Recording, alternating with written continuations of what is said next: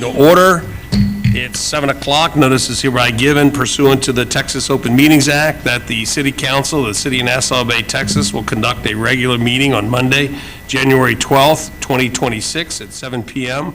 Location is City Hall, City Hall Council Chambers, this 1800 Space Park Drive, Suite 200, Nassau Bay, Texas. We've been called to order. Let the roll call show that there is, everyone is in attendance on council tonight. And I want to move to the invocation here. Instead of the St. Paul Apostle Church, they had a conflict. So actually, Pastor Stone is going to actually help us here. So if you would, Mike, I appreciate your help here.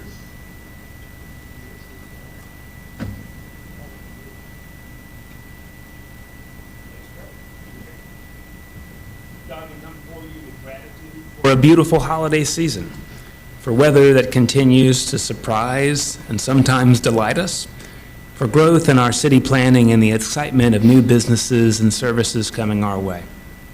Send down upon those who hold office in this city of Nassau Bay the spirit of wisdom, charity, and justice, especially for Phil, our mayor, Paul, our acting city manager, for the members of our city council, Haley, Sarah, Ashley, Chase, Lucy, and Brian, to our city staff, Maria, Cecily, Tim, Troy, Jamie, Eugene, Tony, Tom, Stephanie, Elias, and the rest of the staff, that our leaders may with steadfast purpose faithfully serve in their offices to promote the well-being of all of our citizens. And so we pray that you guide the deliberations and decisions of this city council meeting tonight, that our public comments would promote the common good, that a spirit of wisdom would deliver us from all false choices, and that in your light and inspiration we may see light for this city and all who live here. We pray your kingdom would come in Nassau Bay as it is in heaven, through your power working in each of these your servants. Amen. Amen. Thank you, Reverend Stone. Stand for the Pledge of Allegiance. I pledge allegiance to the flag of the United States of America and to the republic for which it stands, one nation, under God, indivisible, with liberty and justice for all. Honor the Texas flag. I pledge allegiance to thee, Texas, one state, under God, one and indivisible.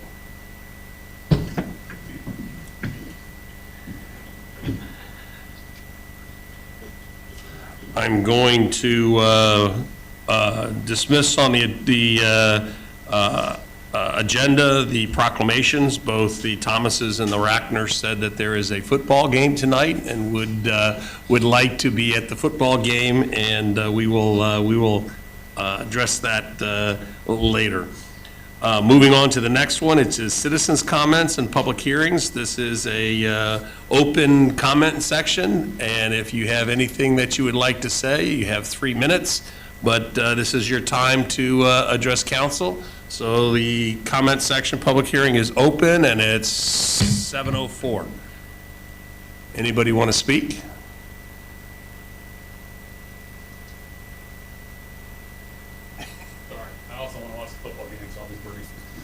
Matthew Roper, 18706 Prince William Lane. So as we wrap up the holiday season, it's one of my favorite times of year, and there are lots of events that happen in Nassau Bay that make it that much more special, but those events just don't happen by magic. So I want to take a quick second to say thank you to all those who gave additional time and an already busy time in everybody's lives to make all the events happen. This was actually my first reindeer run year, and so a huge shout out to Canby. I thought the event went really well. I mean, one of the things in the fire department that we train on extensively is scene management, particularly large scene management. And I tell you, they were already behind the curve when they take that many people and put them into a dead-end corner of the city, and they managed it flawlessly. So it was a great event. Even as someone who got caught up in the materialistic aspect of the wrong T-shirt sizes and missing T-shirts, you get down there and kids are in giant oversized T-shirts. People are missing their T-shirts, but you know what? Everybody showed up and had a smile on their face and had a great time. So it reminded me of the spirit of the season. So thank you for that. That's all. Thank you, Matt. Anybody else? Citizens hearing. Going once? Going twice? That makes it 3 times. It's 7:06. Citizens' hearing is closed. Moving to council member comments. Lucy? I'll echo what Matt said. Thanks to everybody. I do want to point out that Chase and I attended after the boat parade the next morning. There's a brunch to give out awards. Nassau Bay has the privilege of giving out cash awards, and they were extremely popular, as you can imagine. It was a lot of fun. People were very gracious to Nassau Bay for doing that, and we heard a lot of comments on the fireworks. People really appreciated them. They were very happy with them this year. Even when we went up to present an award, people were cheering just because it was Nassau Bay. So we were represented very well at the boat parade. So thanks to all of us for making that happen and for being such a great community. I also want to point out real quick, just one more thing, that as I came in today, I dropped off a couple flags in the flag drop box. Don't forget that it's there. We cleaned out our garage and had a couple past life flags. So if you have a flag you need to get rid of, the local Boy Scout troops, the girls troop and the boys troop, Scouts USA, and also the Cub Scout pack has a box downstairs. So if you need to take any flags and dispose of them, we have a way for you to do it properly in that box as you come in. That's all I got. Yeah, that works. All right, I'll keep it even shorter. I'm looking forward to a great 2026 in Nassau Bay. It's not my computer this time. Doesn't like you, I know. All right.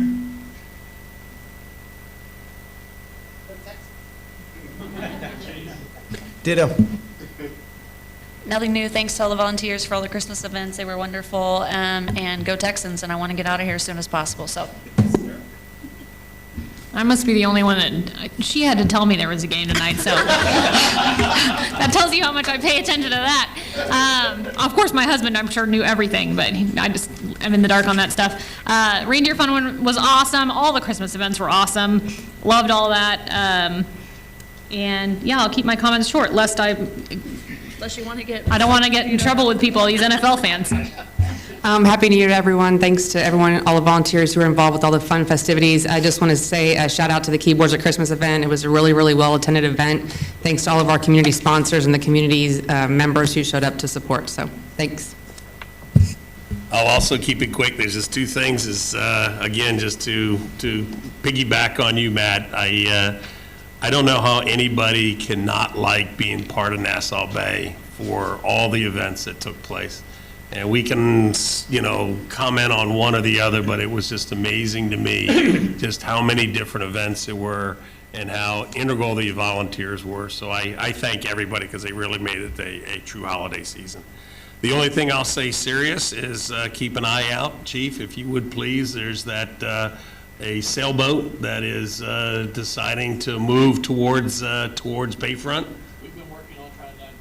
I figure that's what you had, is it moved from outside our jurisdiction to inside our jurisdiction. So, yeah, so I appreciate that. I knew you were on top of it. Thank you. There's 170 possibilities in postcard registration to identify that load of the owners. Well, that's, We're working on narrowing it down. I bet so, but thank you for that. And then with me, that's all the comments I have. I'll just keep moving forward. Paul, city manager report? Yes, so contractors are full swing back in the city, working on the water and the street projects. Very happy to announce that during Hurricane Beryl, Chief Tom George, also emergency management, and Sherry, his assistant, was able to recover $347,000 in reimbursements from the state and Tatum, so thank you, Tom. Fantastic. Did a great job. And lastly, during the holidays, I heard that our counselor, Dick Gregg, celebrated 55 years with the city. Wow. So I wanted to congratulate you, Dick, on a great job. So that's all I have, Mayor. Chief?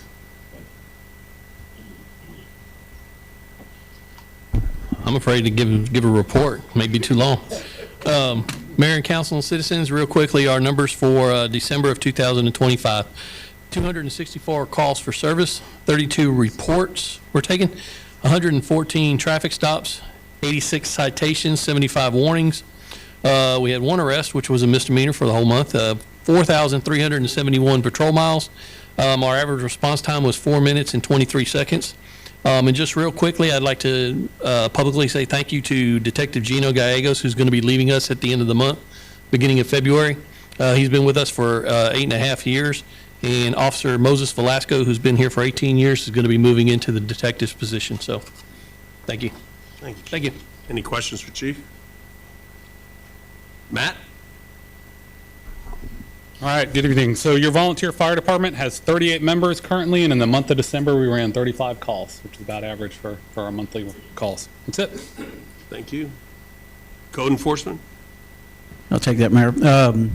It was a little bit light since it was the holidays. They did have 4 high grass, 1 tree limb, 1 dumpster, 2 permits, certified letters sent outwards of 1, fire inspections 4, knock boxes 4, and happy to announce Eugene Gracia passed his state code enforcement exam, so he's a certified code enforcement officer.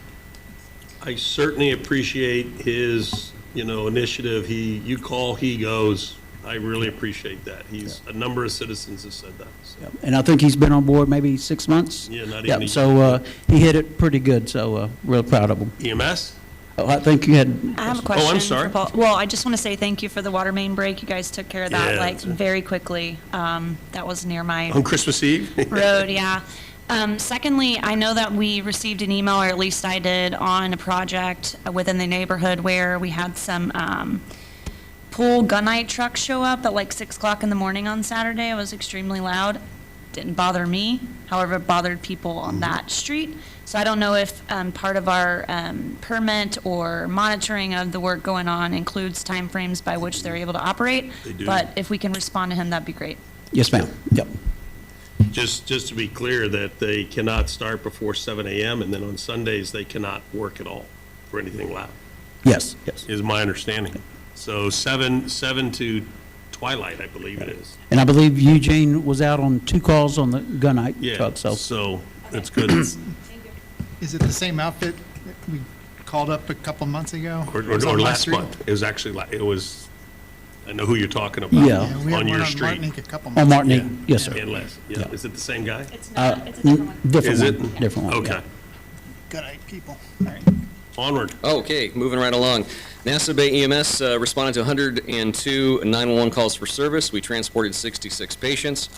Our average response time, 5 minutes 43 seconds in the city. We provided mutual aid to League City 1 time, Seabrook 10 times, Webster 5 times, but Webster did come into our city 7 times. So, So It's your moving right balance along. of trade is improving. yes, yes, indeed. Anyway, have a good one. Thank you. Public Works, Elias?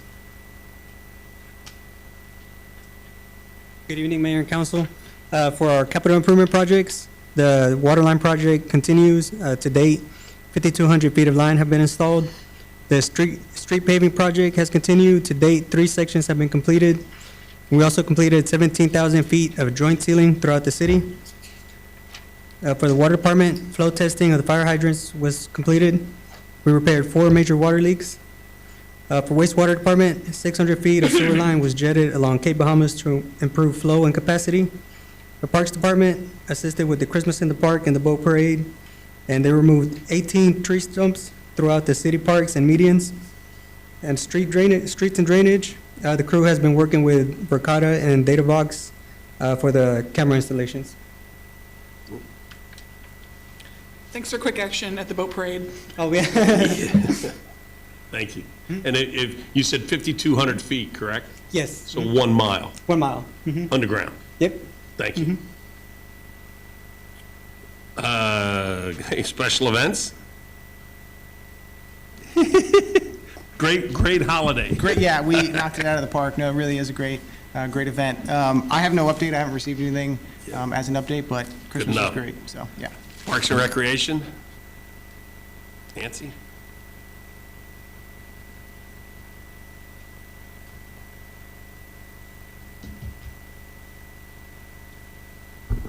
Good evening, Mayor and Council. We had a wonderful Christmas event. It was well-attended, and the individuals and families that came thanked us for offering something that builds family memories And it was especially nice because quite a few people had submitted names of individuals who are aging in place, don't get out to enjoy the merriment of the season. And so we went around and sang Christmas carols to those folks. We now have a lot of trash receptacles in the park, and the park is staying neat. I go down every few days, and there's not paper flowing around, so people are using them. The pansies, you may have noticed at one point, it really looked nice going into David Braun Park. We had a big buck, I guess, came from the peninsula or across the water somewhere, and he enjoyed them. At least one side. The other side, on the entrance toward the homes, the whole plant was gone.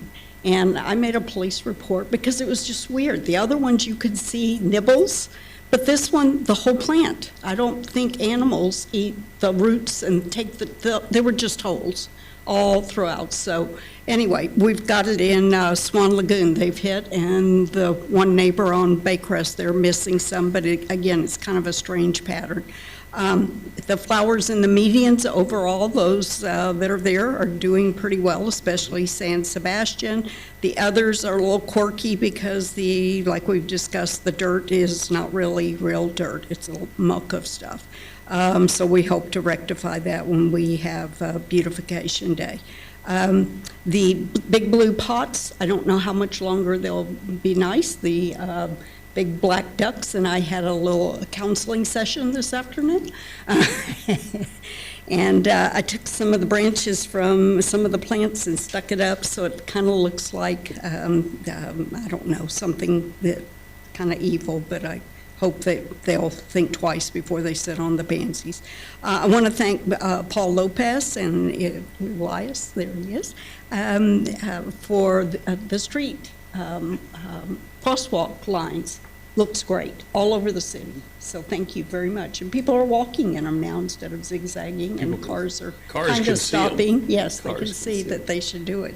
Show up great at night. The fire station, it looks wonderful. So thank you to the chief, but thank you to the city for connecting the sprinkler system. And the chief says he's got great plans for that. What else? I guess we have one request for everybody to think about, maybe extending some of the water lines, like out past the dog park, going toward the baseball fields. We've got some opportunities to get some free trees. And, trees need to go in like February. So if we could possibly get some of that, would be really nice to be able to get free trees, and maybe some down by the swings, but that's kind of a big project. The other one is to get the benches and the new equipment for the Apollo Dog Park. They came in February, and I'm hoping that Public Works will have time to put it together. That's before you guys said that we needed to pay to have it done. The benches, we got a good buy on, but they came from the East Coast. You might have thought they went around Cape Horn as long as they took to get here.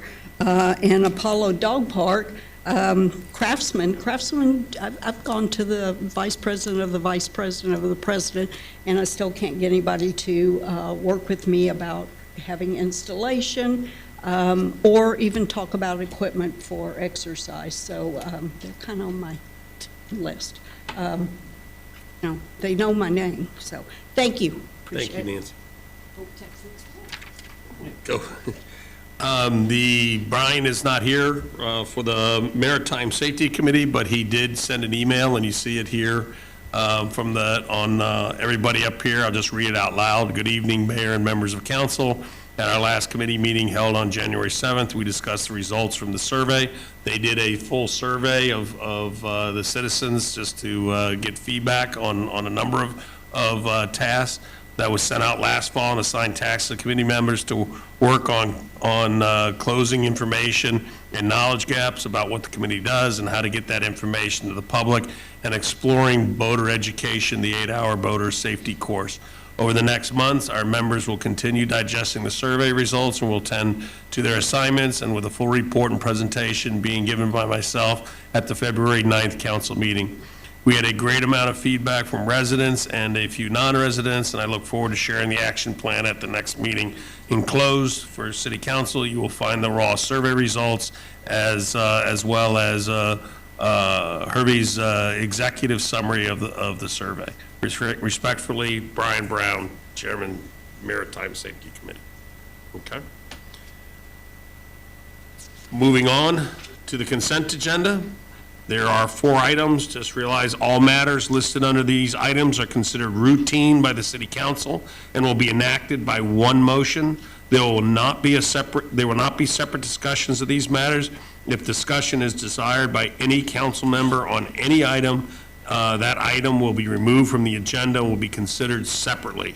There are 4 items for consideration, which is consideration and possible action to approve the City Council December 8th, 2025 regular meeting minutes. B, consideration and possible action to accept the quarterly financial and investment report from September 2025. C, consideration and possible action to approve the 2024 annual report from the City of Nassau Bay Reinvestment Zone Number 1, and consideration and possible action to accept the fiscal year 2026 Nassau Bay Redevelopment Authority budget. Is there anybody who would like any of these taken out for specific consideration? Then I would request a motion. Move to approve the consent agenda. Do I have a second? Second by Haley. Then I'm just going to call for the vote. All those in favor? Passes 7-0. Moving on to old business, agenda number 9, the council and resident update on the organ at St. Thomas, the Apostle Episcopal Church. Reverend Stone, thank you. Just can I just profit, just so everyone realizes, we did almost, I believe, $250,000. Don't get me exactly for the meeting. I'd have to go back. 225. 225, a little bit less. That is enabled the St. Thomas Episcopal Church to put in probably one of 3 remaining. This will be the fourth. The fourth. Publicly playable, non-altered. Yeah. Just very historic organ that they intend to do a lot of competitions. They intend to market this, and I believe will be a really, really great, how should I say, draw for people to come see Nassau Bay. And it's been done by the congregation and particularly your leadership, so I really thank that. So Well, I have a project manager here today who's got like 1 million spreadsheets, because unlike a piano, organ has 1 million pieces, right? And so part of the update to share is that first thing we had to do was retrofit what was going to be a choir loft when they built the building, structural engineering, and also you can't just put pipes in a place and expect them to sound right. They have to be double drywalled and height for the sound to resonate properly. So you're seeing some slides there of essentially a choir loft and a storage place turned into a space that's going to hold 4,000 pipes that we have on site. Yep, there's the construction. I think we finished that construction in early November. Does that sound right, John? Middle of October. We had a crew come in and do that. Had to reroute HVAC, electrical, et cetera, insulate properly, because organs can be temperamental if they get too hot, too cold, right? Then you have to retune all of those pipes. So we've carefully engineered all of this to be right. I think there's even a video too as well that just sort of shows the space building. Yep, there's the loft up there before it was totally finished out.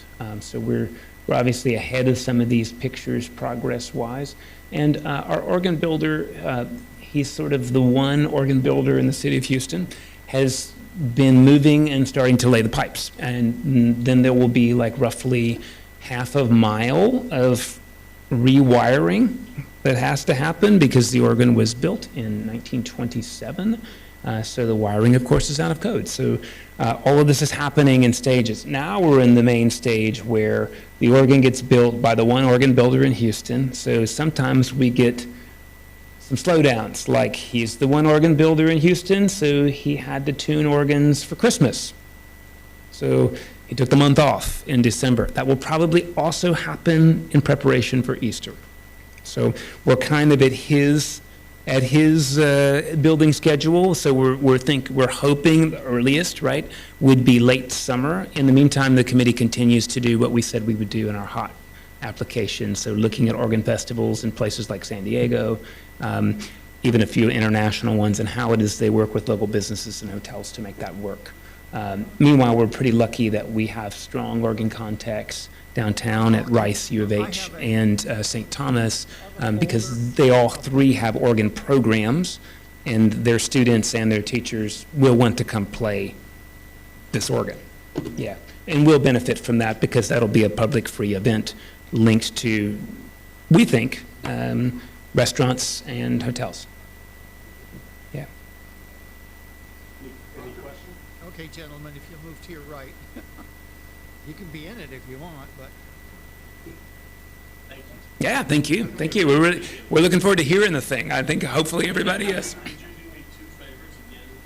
Mention the type and age and the uniqueness of the organ, and second, when you think it'll be complete. And I actually have a third one. You had mentioned a date by sooner than, otherwise people won't be able to get into these rooms. Yeah, so John, when's the last day people can get up in there? It's coming pretty soon. Probably end of January is going to be off limits to get up there, right? Here? Yeah, there are. There's two lights. Yeah.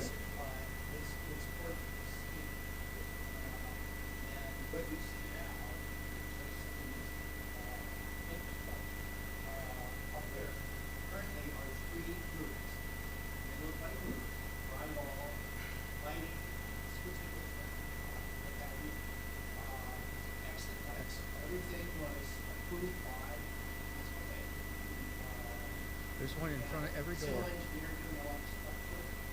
Yep.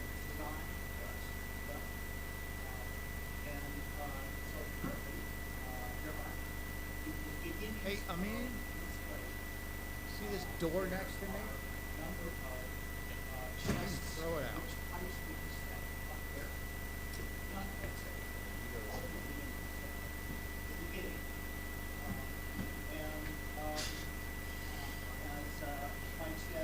Yeah, we will.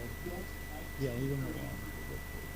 It was originally built, actually, to be installed in a house in Denver, Colorado.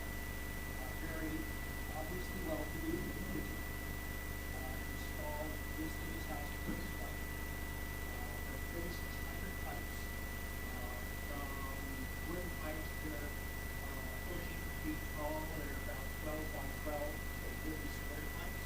Two pipes are put into it. And like I said, very much looking forward to this. February 1st, or you might not be able to see it. Yeah, because those rooms are going to be totally full of pipes. So, and maybe a thing to mention, a unique part about this organ, given that it was built in Texas for a state senator. This organ has a twin in Denver. One of the three publicly playable ones is in the Denver Cathedral. But once this goes in, you won't see any pipes because all the pipes will be behind louvers that modulate the volume. So organs don't have like a volume button, they have like on and off, right? And air blows. So there are these wooden louvers that mask all the pipes, and the more they open, the more you hear, which means you won't see any of the pipes. If you've ever been to places, most of the pipes you see don't even function, they're decorative. This is like not commonly known, right? So this is why you want to see them now. If you have a pipe dream, now's the time to have your pipe dream, because then they'll be behind these louvers. This is a Kimball Opus 7133. As you said at the beginning, this is only one. This will be the fourth publicly playable unaltered Kimball, and Kimball is like an organ that was meant to go alongside a voice, so it's not like what you would play Phantom of the Opera on, unless you wanted to hear the singing. They went out of business in 1980, so this is kind of like a Duesenberg car. This is a classic car, right? But it's an unaltered classic car, and so the next closest one's in Denver, and then there'll be 2 other ones. Estimated date of completion, I mean, we've had to push it back 2 more months because of the organ builder's schedule. So soonest we can get the thing going is September, and that's with a lot of fingers crossed, and that's what we're doing, because that's my job, is to cross my fingers. But we're working on it, and we're working hard. Yeah. Thanks. Next item is a council update, is review of regional approaches to enhancing the enforcement capabilities for first response to local law. So, thank you, Mayor. Council, I think a couple of meetings ago, I was asked to see what the other agencies along the lake and creek were doing as far as their operations for marine. And I'll go over that. Bottom line is going to be that I think we're doing much more than anybody else is doing with our marine operations. So I surveyed League City, Webster, Lakeview, LaPorte, Seabrook, Galveston, Kemah, Clear Lake Shores, and Dickinson PD, any of those in the local area that had activity on the water or had water there with them. Just to give you an overview real quickly, the marine response boat for, there's only 5 of those entities that have a marine response boat of any type. Regular scheduled patrols, and this is outside of what we do. There's only one of the other agencies that regularly schedules patrols on the weekends during the summertime, and that would be League City. Operating outside of the normal or the regular scheduled patrols, there are 5 of them, 5 of the agencies that do nothing, or they refer to other agencies, such as Kemah. Kemah PD doesn't have a boat, so they refer everything either over to the Coast Guard or Chambers County. There's 2 agencies that will operate outside of normal hours for life or safety issues, and then one that has regular patrols, and that's League City again. As far as working with derelict and abandoned boats, 6 of the agencies have no operational or nothing to do with derelict or abandoned boats. One of the agencies has their fire department, their fire marshal and code enforcement divisions handling that, and that would be League City with their new ordinance that they have in place, and probably 90% or better. Yeah, so League City's new ordinance, and I don't have all the details, I'm not involved, but that was put together by their fire department, fire marshal's office, and code enforcement. I talked to Chief Watino over at the League City Police Department, and they will assist in any manner that they're needed.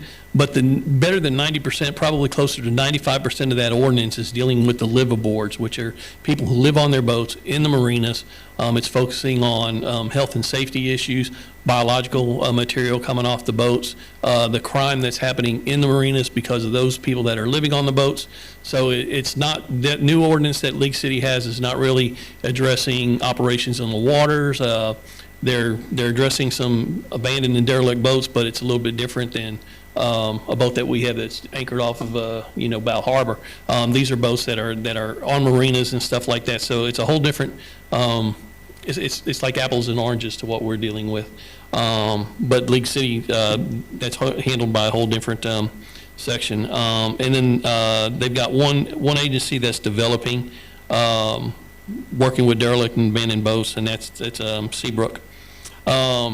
Addressing issues dealing with boats from the water without putting a boat in the water, or from the land without putting a boat in the water. Again, 5 of the agencies are not doing anything. One agency said that sporadically they will try to identify problems from the land with binoculars, and that's Lakeview. They don't have a boat, so they don't have any other. And then 2 of the other agencies refer everything out to other agencies. They're not doing anything. As far as dealing with cameras on the land, drones, or anything like that, 7 of the other agencies are doing nothing with drones. They're doing nothing with cameras to identify people. They're doing nothing with facial recognition. The only one that's using a drone is Seabrook, and they're only using that sporadically when they go out to identify stationary boats, and they're trying to identify a TX number or something. They have people that are anchoring in liveaboards, not actually in a marina, but living off anchor. And they're trying to identify the boat, so they'll use their drone every once in a while to see if they can get a TX number. to try to identify owners and work backwards from there. So I have the other details, but that's pretty much in a nutshell. There's not a whole lot going on in marine operations from the other agencies in this area. I think we're far and above what the other agencies are doing. So, okay. Any questions for Chief? Thank you. Thanks. Agenda item number 10, new business. Chief, the board, if you would, this is consideration and possible action to authorize issuance of a purchase order for a pumper truck. Good evening, all. So a couple of months ago, you asked us to go and get a quote or a bid on replacing Engine 81. Engine 81 is a 2009 Pierce Quantum. As it is now, engines are about 3 years out if you order them today. So the good thing about getting the quote and getting the order done now is that we will lock in that price. Even next month, the cost of the truck will go up probably 3 to 4%. So this same, yeah, at a minimum, yeah, that's what the dealer tells us. We'll be going through the same dealer. I think you have all the paperwork in front of you. The quote is there, the HGAC quote is there. The HGAC quote is through the Cooperative Purchasing Program, which allows us not have to go out for bids. The truck is in that program, so you have the base of that truck and then you add the options.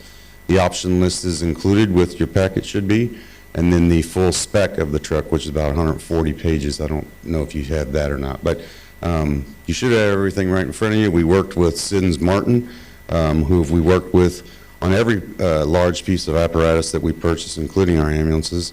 They're an excellent company. We've been working with them since the early 90s. They have a facility right here in Friendswood, so it's very convenient. If we ever have a problem with either our ambulances or any of the apparatus, they're a phone call away, and they're normally there within the hour. So fantastic company to work with. Been working with them for the last couple months, and what the product of that work is what you see here. So we're looking at the same similar type of engine. It's a Pierce Velocity, 2,000 GPM pump, 750 gallons of water, 6-passenger. It's very similar to the trucks that we have now. As a matter of fact, the cab will be the exact same cab that we're getting with the ladder truck. So everything is good to go there. We're just, it's all there in front of you. The PO is what we're waiting on next, and Jaime's got the finance plan for it. So if there's any questions on the truck or the process or the quote, I'm here to answer anything you need to know. This is in particular a needed, fundamental piece of equipment that's coming to its end of age. Yes. Needing replaced. Yep. And something I want to say that I think a major consideration here as we look and go forward is that we got both the pumper truck as well as the ladder truck. But the whole mechanism in regards to financing the certificate of obligation method is coming under, as we heard before, the real attack in Austin. And I think it's a very, very smart, prudent strategy to make sure we are pretty full if we have these big capital needs to use these, because it could be taken away. And I don't know, Counselor, if you want to mention something here, but it is one I watch, when they were in session, because I was going to call a special session if they were any risk that we would lose that ability to do certificate of obligations, that we should move immediately to have something issued before we would lose that authority as a city government. When it comes before us, I've been working in prior years with the TML Legal when they're considering the legislation that is being proposed, and there was a very serious move this last time to actually limit the use of COs. So I think now's the time to do it before they take it away from us. I mean, it was close. It was very close. It was close. Yeah. So anyways, I offer that. Any questions for Tom and more around the fire truck, the need, the technical aspects, or anything around that? So if we order the truck now, according to the HGAC quote, it's a 29 to 32 month delivery time, so a little less than 3 years. That same truck was ordered when we ordered it, when we received it in 2009. I think we had ordered it like 6 months. That truck originally was purchased, just the truck was 600,000. So this truck will be, yeah, 1.4 mil. A little bit more than 1.4, 1.49, I think it is. Any questions? Quick up. Just a sense of council, Heidi's prepared to go over some of the financial parts if you would like, if you could vote, but I have it prepared for him to give different variety of options. And I prefer to council in regards to the 2007 report. We're going to kick off with some. I guess maybe without going into all the details, I mean, this, just for clarification for the record, I mean, this was part of our budget, right? We were intending to do this purchase this fiscal year, or at least get the certificate moving forward? It was. Yeah. I mean, so let me. I just don't want people to leave thinking So the this was just plan- a sudden yeah, thing. Yeah. Really good question. The plan was that in October of this year, which would be the first month of 2027 is when we go in, or are you thinking September? Yes. It was meant to do both of these, yes. That's Yeah, we're targeting the summer because Tom and his team would like to begin the right. construction for the enclosed parking structure in the rear of the fire station. And add to that, Tom, because you actually need to do some modifications to be able to store it properly, everything along that line. Right, so along with that is the update on the ladder truck. Ladder truck's already ordered. We go to Appleton, Wisconsin, I think in May. We'll do the pre-build, so that truck will get delivered next January, 1 year from now. So in order to prepare for that, the stall that it will park in at the station is currently where engine 83, which is the oldest engine that we own. It's a 1993 Pierce Dash. We save that and we keep that engine because we still get full credit for it on the pump capacity, and we also get credit for it as a reserve engine, which helps our ISO rates.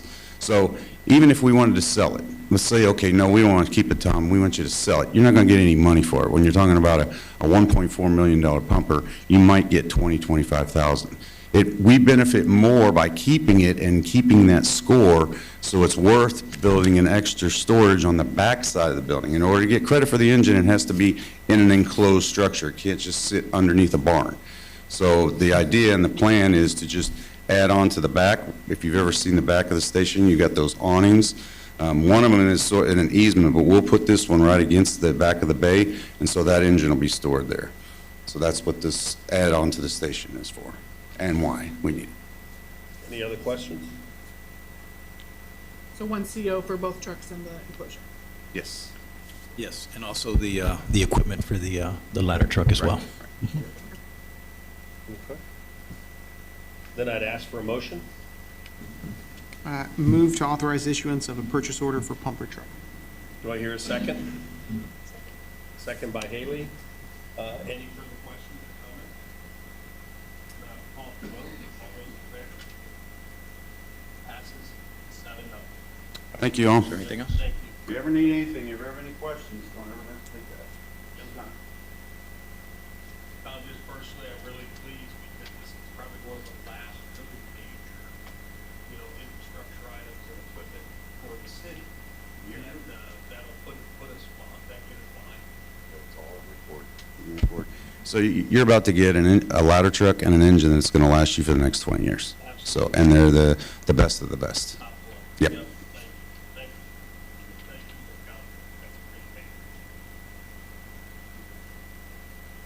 Next, I want to move on to the consideration of possible action and resolution number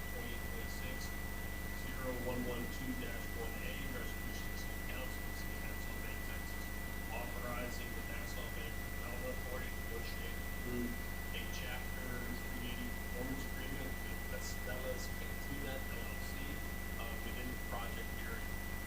This is very similar to what we did with Schaefer's, instead of the 380 agreement that they was, both being partners, is actually the city. And with that, I also wanted to ask James Caldwell to come up. He's the owner for Estella's Cantina, who I have to say has been a very patient individual. As if people up on the council know this, people in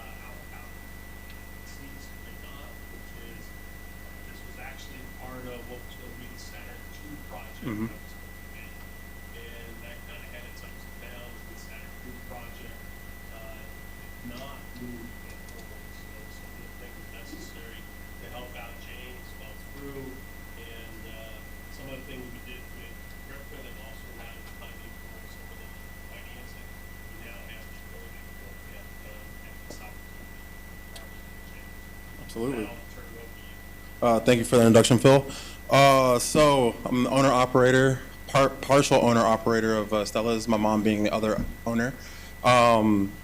We're Tex-Mex restaurant concept. I do have some renderings that'll pop up here in a moment while it's getting done. Over at the 1740 location on Nassau Road 1, it's going to be that retail shell. It'll be half of that, about just a little under 7,000. I'm sorry, a little under 7,000 square feet. A big feature of it is going to be a rooftop bar. This is going to be the bar area with some inside tables. These are very conceptual renderings, by the way, so it'll look just a slight bit different. If we can go through, I can kind of. That's going to be the side patio. It'll have garage doors and bay doors to open up to make that inside feel a little bit more open. So really, it's going to feel quite a bit bigger than the 7,000 square feet of just the building. Oh, you can go to the next one. Sorry.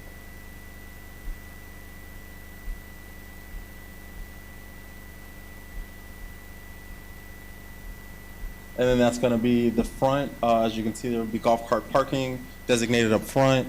You'll be able to see the rooftop bar from Nassau Road 1, so it's a great thoroughfare facing kind of thing to draw attention to the space and get that foot traffic, especially in the later evenings after twilight. Just to help you out here too, this is going in by the strip center that's been empty for 2 years. Correct. So it's brand new, but it's been empty. It's right there beside the target. So I have secured that lease with the landlord, so we are moving forward on that. That building is acquired. But what it does for the city, I'm asking for $330,000. What that does for the city brings about 65 to 80 jobs to the area, and then the return for the city for taxes will be between $96,000 and $160,000. Granted, breaking even to a great fiscal year. With that being said, we will also be adding, foot traffic and anchor. We are filling a void along with Schaefer's of kind of destination dining. So with that, we'll be able to grab the market of the tourists across the street that visit yearly, the 1.3 million tourists that visit our area yearly with NASA. 39,000 employees that we see Monday through Friday with the medical center and NASA proper. So quite a large demographic of people do visit on a daily basis. So we'll be able to capture that market a little better than we have done in the past. Great food, margaritas, aesthetics, vibes, all of that is kind of what we're offering. So do you have any questions?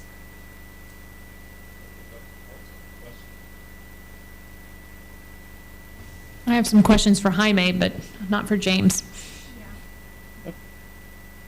All right, thank you. Okay, real quick, the golf cart parking is, that's 24, like, even at lunchtime when it's So not yes, golf it'll cart crowd? only, Okay. so 10 spots equates to 20 golf carts. So I'll split just 10 Okay. spots right up front. Parking is not going to be an issue. I have over 65 spots around the building that'll be available all day. And then I've worked with Saturn One. I'll be able to use the parking garage behind it from 3:30, starting at 3:30 on the weekdays and then all day on the weekends. Okay. So parking won't be an issue, and we'll also have valet services as well to kind of help mitigate any confusions or anything like that. And how much of that center are you taking up? Half, the left half? Correct, just under half. Okay. So the double doors is the middle of the building. If y'all have seen the civil plans of the building, I will be butting up to those double doors. So that's kind of where my interior wall will go across that 71 feet to the back of the building. And are you going to write in anything in your contract about what kind of neighbors you can have and can't have? So the only one with the landlord that I did is just competing food places. I do understand there is another tenant that is planning to be a coffee shop, which I don't see that being an issue. Different, demographic, different daytime operations. So I don't think that's much of an issue as long as there's not a direct competitor. So another restaurant going in is what's written into the. It'd have to be far enough different from Tex-Mex, so not another large format restaurant, essentially. So not just Tex-Mex, but kind of just a large, sharing the space with another large restaurant. Can you go over a little bit more of your menu? Oh, absolutely. So fajitas are going to be, we're going to offer shrimp, chicken, steak, and lechon. Lechon is a Puerto Rican dish. It's a slow-cooked pork. So you don't get pork fajitas from very many places. That's going to be one of our niche items. And I'm half Puerto Rican, for those who don't know. So there are going to be a few little Puerto Rican twists to that. We're going to do empanadas as well. I will do a craft margarita program. So what that means is we won't just do a syrup in a frozen machine. They'll be all handcrafted. All ingredients will be prepped day of, sometimes shift of, depending on what that ingredient is. We will have a heavily agave spirit focused bar program. So it's going to be your tequilas, your mezcals, your sotols. We will offer, of course, whiskeys. We'll have an abbreviated wine program. We'll have vodka, all the essentials. Food is designed to be very, very quick paced in and out. We are catering to a lunch crowd with a lot of the commuters coming into the city. So the fajitas will come out quickly. During lunchtime, the turnaround is going to be between 25 and 40 minutes. So real in and out, you'll be able to come off of work, grab a bite, and get out back to work within your lunch break. So, yeah. Will you be open 7 days a week? 7 days a week. I only plan on being closed 5 days a year. So that's Christmas, Thanksgiving, a couple of Associate Appreciation Days, and one of them will be a Nassau Bay Appreciation Day. Anything else you need? No, thank you. If I have any questions, I can field questions. But yeah, I'm real appreciative of the opportunity you guys have given me. It's been a dream of mine, so I thank y'all for being part of that. Absolutely. So thank you. And just for the purposes here, the citizens, what we have found to be very successful to help out people looking for open in Nassau Bay is to cover the down payment with the loan that's going to be done. So we're looking at providing $330,000 as investment because it's an increase over $3 million. Correct. Correct. That's. Yes, sir. And that's correct. And I have presented you guys with some packets that kind of break down what that project cost is for. The $330,000 is initially going to be received for the SBA to secure the SBA loan, but after that, it'll only be used for pre-development, soft opening costs, insurance, permiture, things like that, and ramping up into opening. As well as some exterior finishes with patio and rooftop. Any agreement that says if they move out within 7 years, that will happen. Correct. And your timeline, James? So the timeline, barring that we get everything done, I'm shooting for late June, early July. So build out, the pre-development has already started. I've secured the contract with already, sorry. So that process has been started. So I am hoping to get MEP, structural, all those things submitted to the city for approval within the next 4 to 5 weeks. With that coming back, a couple weeks after that, we should be able to get started on construction by the end of February. So in other words, since it is a shell, it is an empty building, the build out should be very streamlined in the process of getting put together. We don't have to go in and do demo or move anything around. It's going in and it's painting by the numbers at that point. So it should be a quick turnaround on the build out process. Any other questions? I was just going to say, I know most of us know James, but for the members out there that don't, James is a resident of the community. Correct. So he's here, he has a vested interest in the community. This isn't like it's someone from the outside coming in Yeah. that we're just giving a shot to. So this is for the his, city. His as much heart's as in mine. it. Yep. Yeah, absolutely. He's in it for the long haul. I would also say that the comments and the information I get from the Nassau Bay citizens is that the redevelopment to bring in restaurants or sit-down family members and entertainment is of the highest nature, and particularly from Mexican. Yeah, yeah. So I heard it, and I answered the call. Yeah. I'm extremely excited to be working alongside Schaefer's.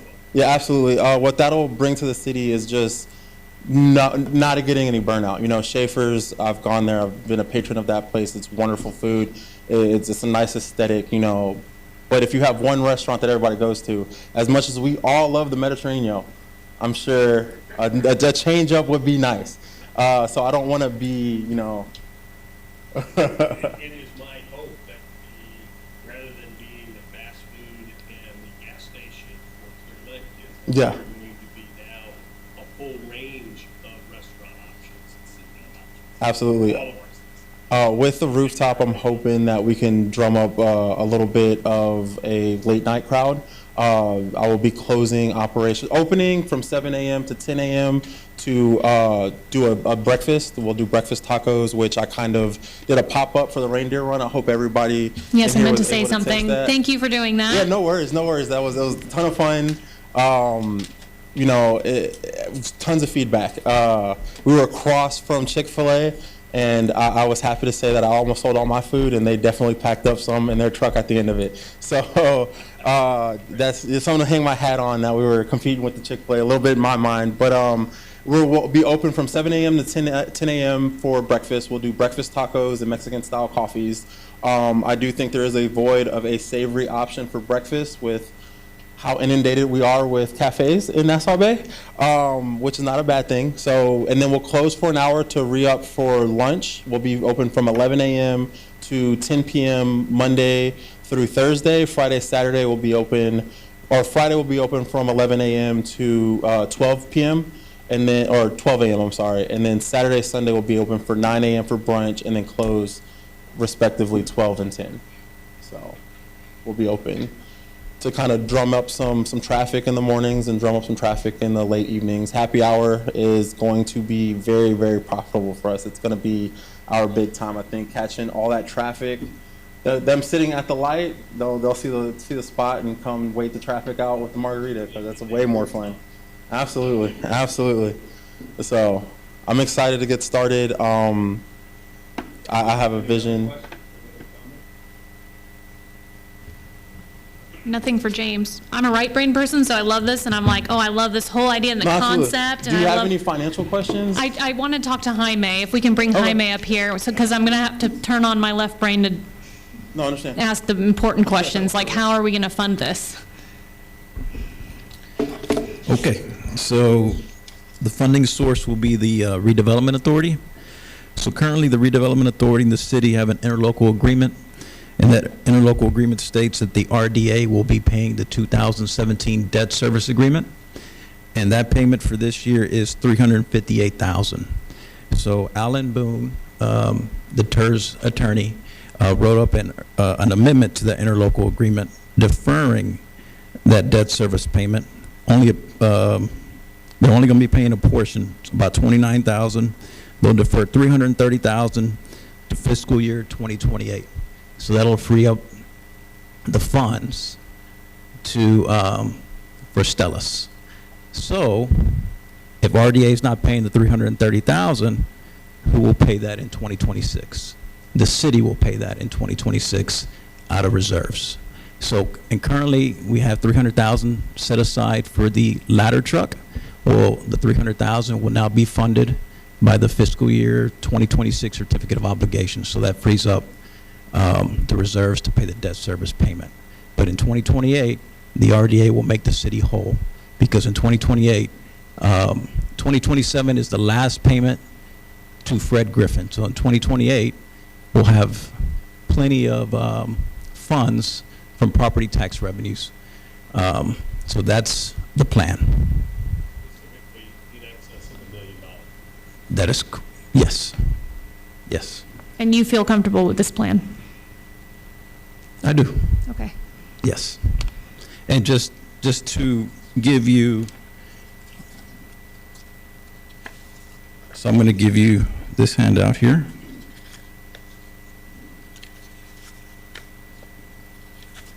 So if he can pass that back. So for fiscal year 2025, of course, this is 2025. So if these are the reserves. So when we prepared the fiscal year 26 budget, we were, at that time, we said we would have just a little over 300,000 in excess reserves. And of course, at that time, 300,000 was set aside for the fire truck. But just keep in mind, this is unaudited. As of right now, we're projecting to have 524,000 in excess reserves. So even if we pay out the 300,000, we should still be in good shape. And of course, that's unaudited.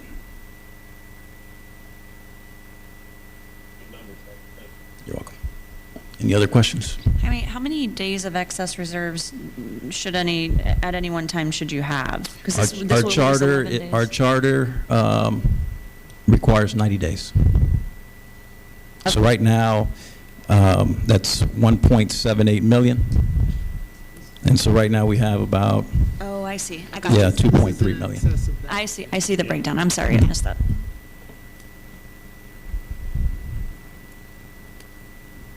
Any other questions for Jaime? Very creative and good to make use of that going along in 28. Yes. So just to reemphasize, the city will be made whole by the RDA in fiscal year So 2028. this is completely going to be, once it settles out, and we've done this before, I think there's even an item later, but this will all be paid by the RDA. That is correct. Any other questions, any other comments?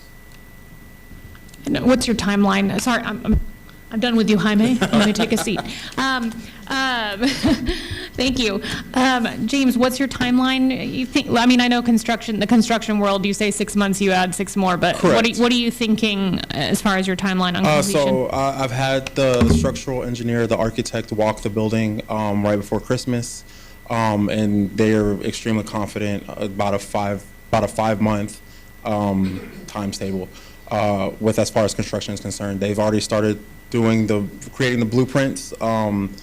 We got started, I signed that LOI maybe about a week ago, so we're about a week into that. So 3 or 4 more weeks before that's getting ready to be presented to Nassau Bay for permits and whatnot.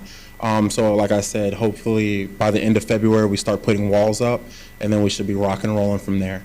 Ramp up period as far as training and stuff will be May. That's when we'll have a kitchen to be able to start training out of, and then we'll do some soft openings in the beginning of June, and then hopefully be ready for July. So, and just to kind of jump back on the financial thing, I am adding about 2.2 million in value to the property, so you guys will see that as a tax incentive, as well as the 2% tax that y'all receive from sales within the city. Again, is about 97,000 on the low end, 167,000 on the high end yearly. And that 97 is for the ramp up year, where I'm projecting myself to make just under 5 million as far as gross sales are concerned. So just to kind of put financial minds a little more at ease. Absolutely. And just another procedure thing here is that this passes a fellow meet, call the RDA for meeting, and we'll be able to move forward with a charter.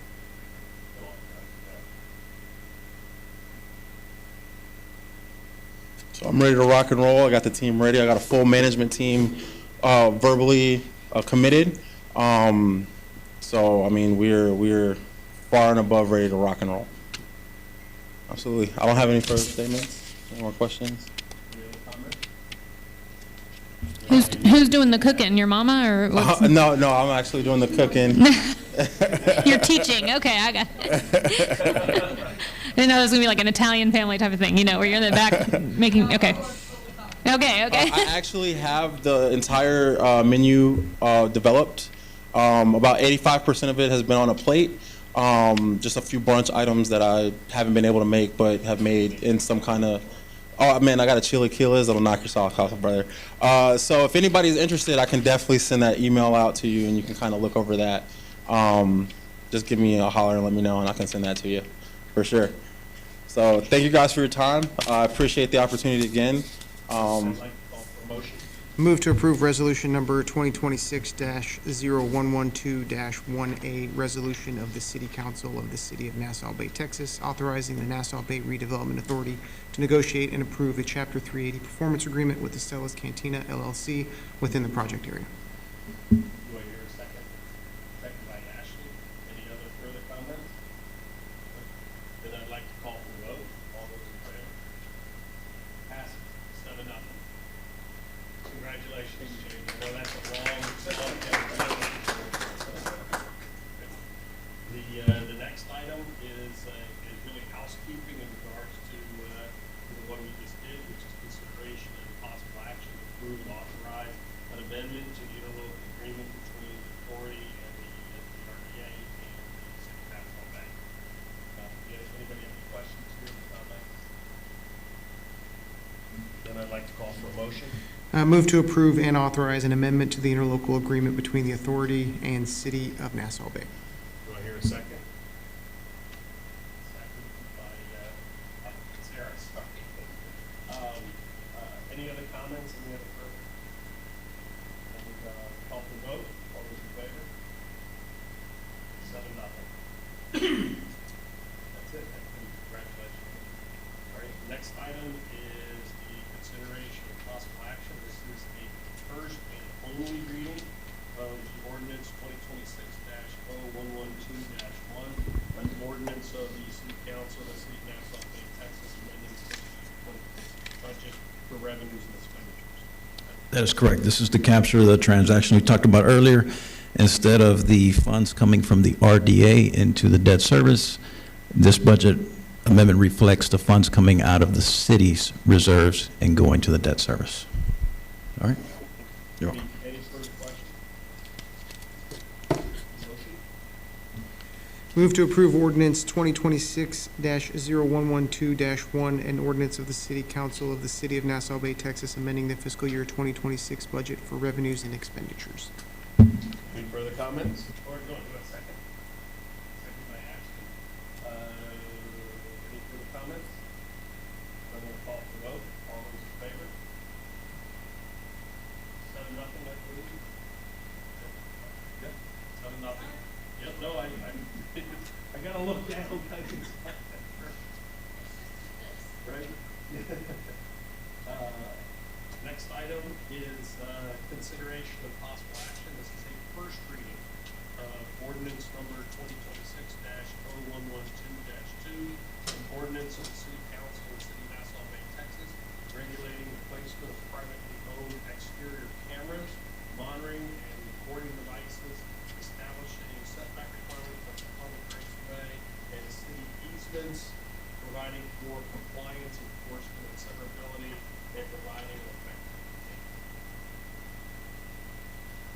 I'll chime in here, and Counselor, if you want to chime in, this has come up with, there's a private recording device that has been installed for a while now. It's been, first it was installed on a center point pole, then it was put in our easement.